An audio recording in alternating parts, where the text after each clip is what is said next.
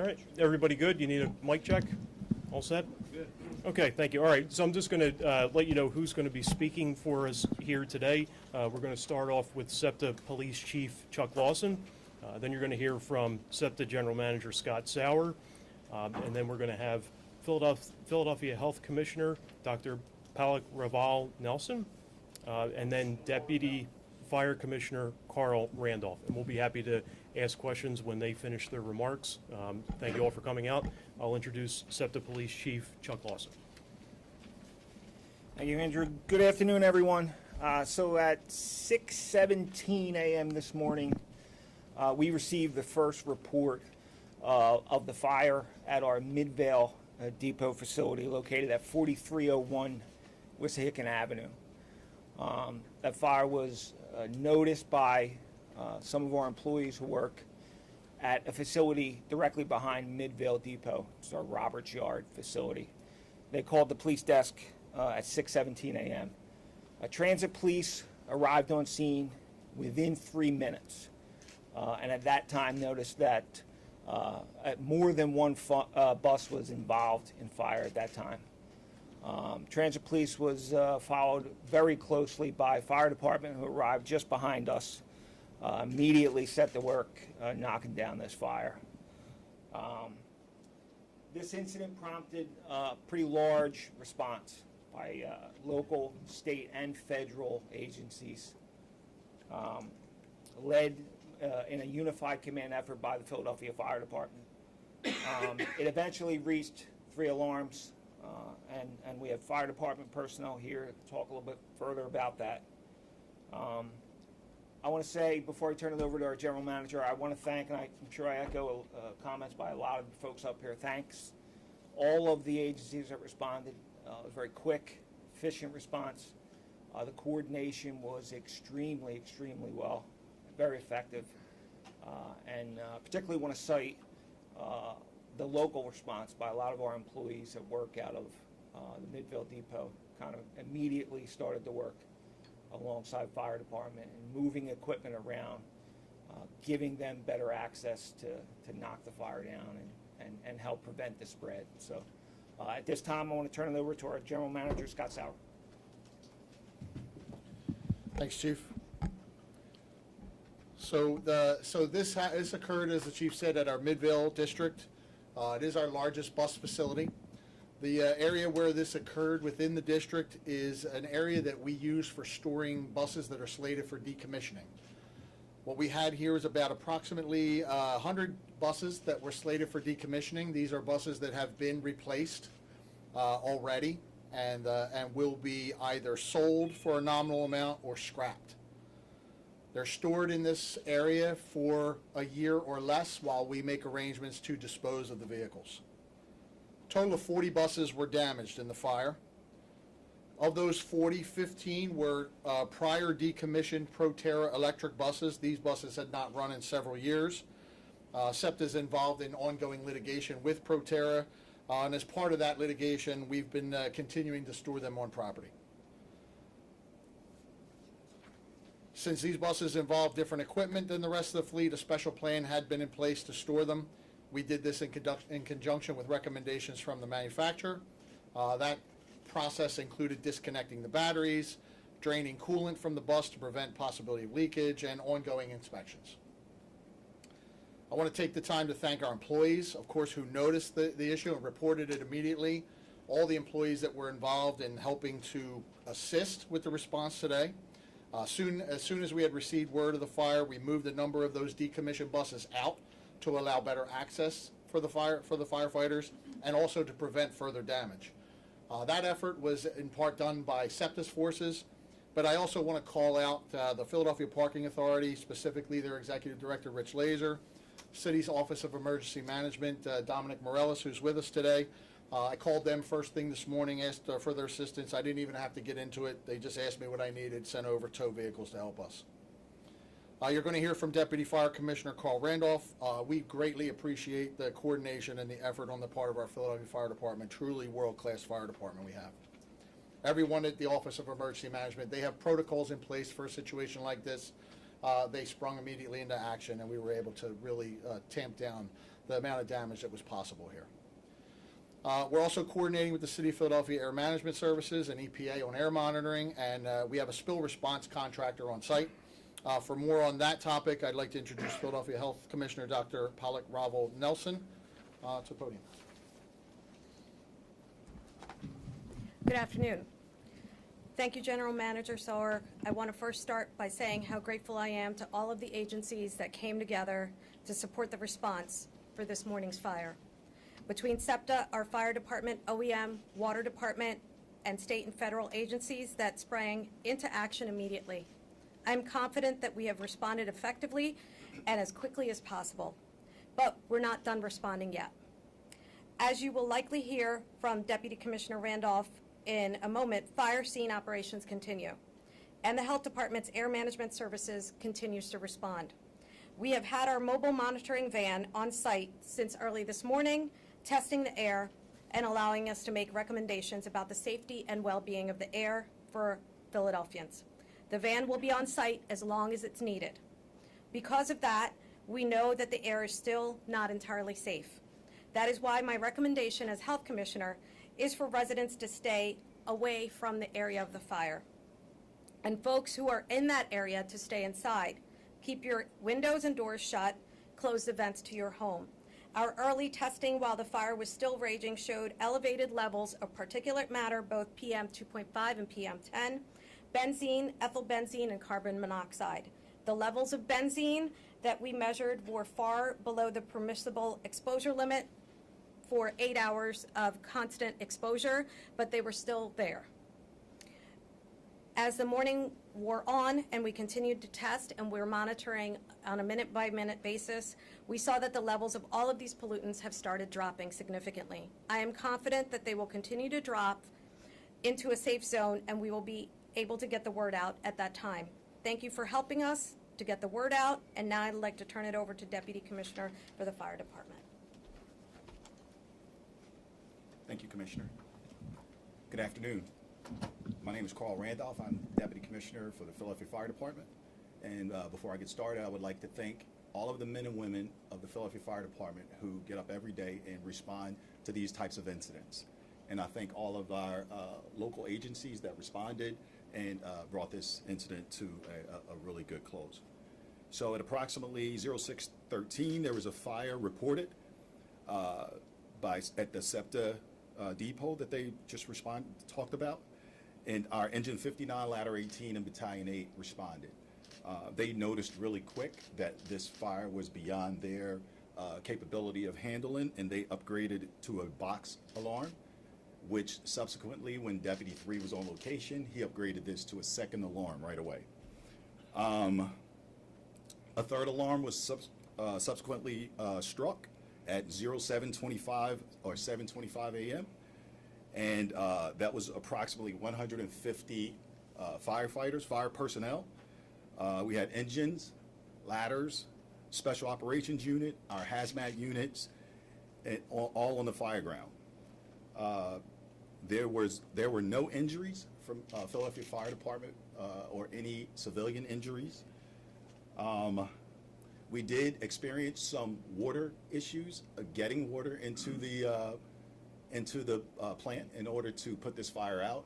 But we actually had a really good coordination from the water department, from SEPTA, and from our units to be able to take down fences and allow us to get our hose lines in place to be able to get the water we needed in order to fight this fire.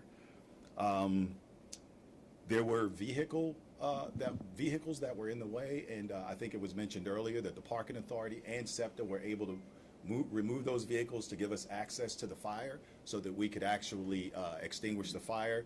And also, as mentioned, we still have companies on location, 2 engines, a ladder, and a medic unit, and they're just wetting down and helping as SEPTA moves the buses out. They're able to wet down, and so the fire marshal can continue his investigation.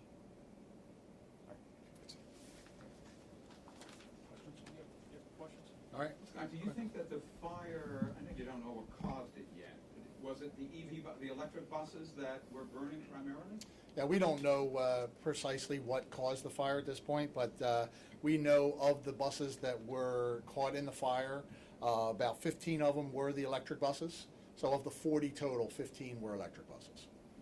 Scott, how many electric buses do you have on that site? It looks like when our chopper video, it looked like there was a 9 before all of them. Are the electric vehicles? All the electrics are 9.0 or 9.1 in that sequence. There's 25 total electric buses. One was caught in a fire a couple years ago at Southern District. That bus is there on property, but and that was one of the 15 or 16 that were caught up in the incident.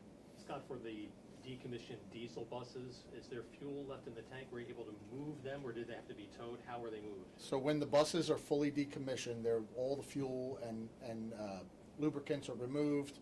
The batteries are removed and drained. There were buses in there that were in the process of being decommissioned that still had fuel in them.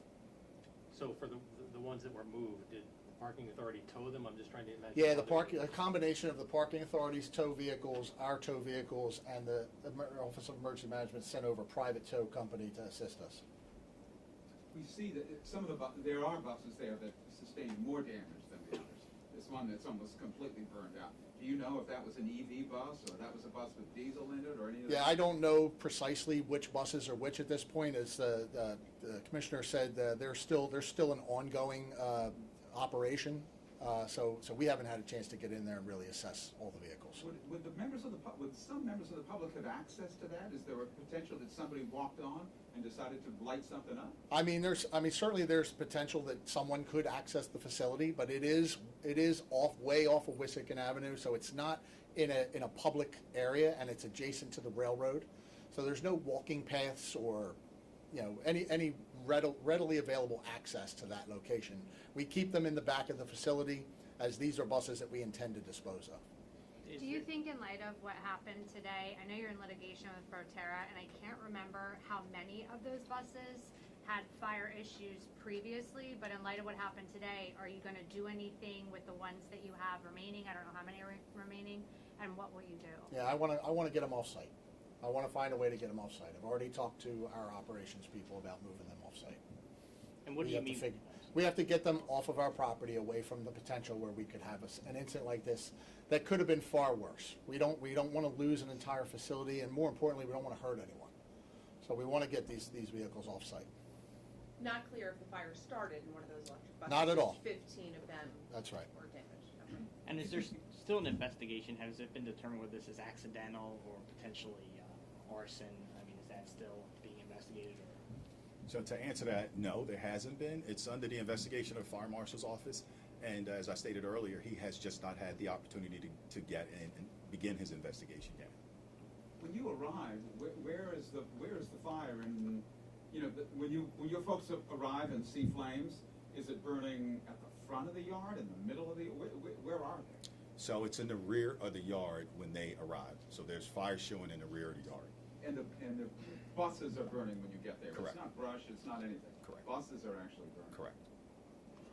And do we know how many SEPTA buses were SEPTA employees were on site at the bus depot when the fire broke out? At that time of the morning, we have a lot of employees coming and going because the bus operators don't stick around. They come in, they get their bus, and they leave. But what I can tell you is it is the largest facility. It runs 24 hours a day. And there's a total of 600 or so people that are on site at any given, all throughout the day. I don't know precisely how many were on site at the time of the fire, but it is a busy time of the day. It's the start of rush hour, so the buses and bus operators are coming in and grabbing a bus and leaving. And I know you talked about the desire to get the Proterra buses off the lot as soon as possible. Is that because they have the potential to be more combustible? There should be no potential because they're all decommissioned. But at the same time, we had an incident at Southern. We know what that was. We know that was one of those buses. And now I have this, and it's just something that we've all agreed that we don't want them anymore. So we just want to be done with them. And just a semantic with the decommissioning, with the batteries, you mentioned earlier that you drain them. Is that the same as de-energizing? They're disconnected, so they're de-energized. All the electrical components are fully de-energized when we disconnect the batteries. But what does that mean? Well, Frank, as a mechanic, why don't you come up and explain what does it mean to pull the battery off? tell them who you are first. Frank Brandis, interim service delivery officer. The Proterra buses, the electrical cables are disconnected to provide the power to propulsion for the bus and everything on board. The coolant that we're talking about, the technology that was used in those vehicles has coolant that runs through the batteries or next to the batteries to cool them off when they're active and in operation. As a precaution, when we stored these vehicles, we drained that coolant based on what we know from the original fire, which was determined to be the coolant leached into the battery itself and caused a short. And the south one was caused by the coolant, you determined that? That's correct. And was that a decommissioned bus or an operational bus? That Go ahead. Go ahead. That's Southern. it's Southern. We were in the process of working with the with Proterra to bring them back into service. We had them out of service for another problem. They sat for a period of time. Obviously, the batteries were drained. We were following their instructions to bring them back into service, which meant bring them back to a charger in the shop. And after we got the first vehicle in the shop, we had the fire incident, and they have been out of service ever since. How many of these electric buses are still on this lot? Sorry, because I don't know. We have 25 total. They're all stored in the area that had the affected fire today. So now 15 are damaged. There's still about 10 of Correct. these buses left? That's Okay. correct. Any further impact? I know you guys said that only 15 of the 40 damaged are the electric buses. What's the further impact of these other ones? You guys just won't be able to sell them for scrap? Correct. Yeah, they were in the process of being discarded through sale. Okay, fair to say all 40 have not been on the road in years? The diesel hybrid buses Yeah. were recently pulled out of service. We replace approximately 100 buses a year with brand new buses. And as we get new buses, we pull an equal amount off the street. Scott, was service impacted in any way across the city? Did it slow any of your employees down in terms of getting into their buses and stuff? No, we were able to get, as I said, this was the start of our peak service time, so we were able to get all the service out. What it did affect was yard operations. We mentioned Roberts Avenue Yard is adjacent. So we had that yard shut down for the time during the firefighting operation. And so we've had to make other plans to store equipment and move employees around. This is for the health commissioner, maybe. Can you kind of explain a little bit about what dangers that these chemicals that you discussed would cause? Sure. The major chemicals of concern are really PM 2.5 and PM 10 and the benzene. I know we hear carbon monoxide, but carbon monoxide is more if you're inside an environment with carbon monoxide exposure. So we're just watching and monitoring, on a minute by minute basis as these drop. And the 2.5 and the 10, can you kind of explain, I think people hearing that Sure. don't know what that is. Sure. PM stands for particulate matter, and these are, if we think about them, they're like larger pieces of fragments, like I'll make it like from the soot, if you think about the particulates, and those are the things when you're breathing in, they can cause issues with breathability. Is there security on the lot? I mean, is there somebody almost in a booth there, or how do you try to secure it, or do you? So there's not a dedicated security guard, mind you, but we have employees on that lot all day, 24 hours a day. In fact, we have maintenance personnel, transportation personnel, and I believe some of the police officers report out of Midvale as well. Yeah, so we have our K-9 unit has a main training facility at this lot. In fact, the K-9 officers were the first police officers, first responders to arrive were the K-9 unit officers that were there. So there are K-9 officers in that facility at different points in time, pretty much every day. Chief, did you ask the ATF to come, or did the ATF say it just wanted to show up? No, so ATF showed up. We have, as I said, we have a K-9 training facility at that location. All of our K-9s are trained in explosives detection, so we train on small samples of explosives that we maintain. All of that material is stored not near the fire site, but at Midvale Depot facility, and we evacuated all that out of the area long before the fire spread.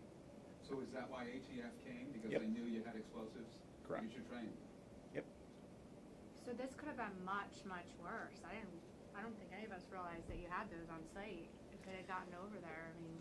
Yeah, I mean, it's just any canine unit that maintains explosives detection canines will typically train, and these are real small samples, right? So these are not actual explosives, small samples to get the dog trained on odor.